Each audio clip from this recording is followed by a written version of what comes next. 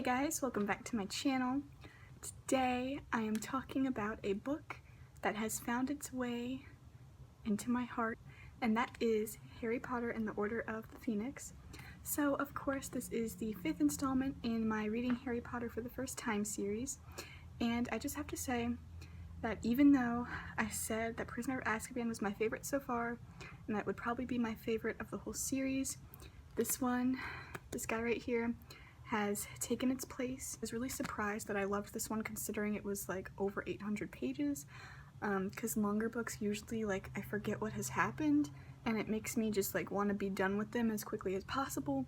But with this one, I savored every page, and I think the reason for that is there were a lot of bigger themes in this than there are in the first 4 books. Well, the 4th book, of course, we start dealing with death, but I don't know, I could definitely tell that this was a big transition in the tone of the series, even though the end of the Goblet of Fire was as well.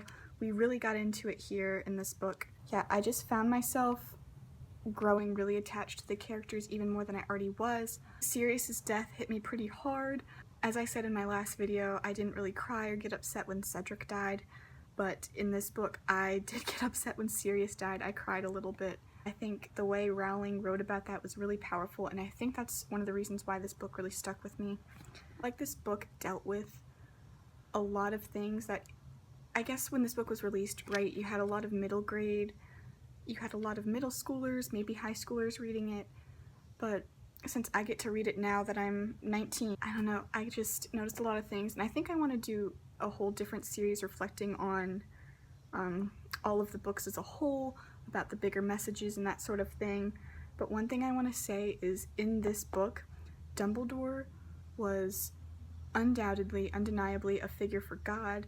He represented God, and even though I could tell in the other books, it was really prominent here because we see Harry growing frustrated with him, like you might grow frustrated with your faith when something isn't going your way. He gets angry. There are a lot of references, like especially when Dumbledore is at the Ministry, when everything's happening and he shows up in front of the golden gates to the elevator. That was just one of the images that really stuck with me. Another thing I really loved about this book is, you know, the whole doubt situation that Harry's facing, where everyone's calling him crazy. I just became, I don't know if you guys can hear that, frustrated for him. And I think we can all kind of understand that desire to want to be heard, to want to be understood. And finally, when Harry is understood, it's such a big relief. I really loved that as well. I also found myself really loving Neville in this book.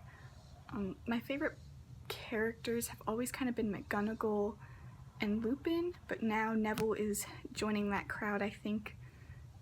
Getting to find out about his family was really devastating, but it was just really beautiful because we get to see how strong Neville really is, even though we see him messing up in his classes and, you know, maybe not being the most graceful of people. We really get to see the redemptive side of Neville and understand where he comes from.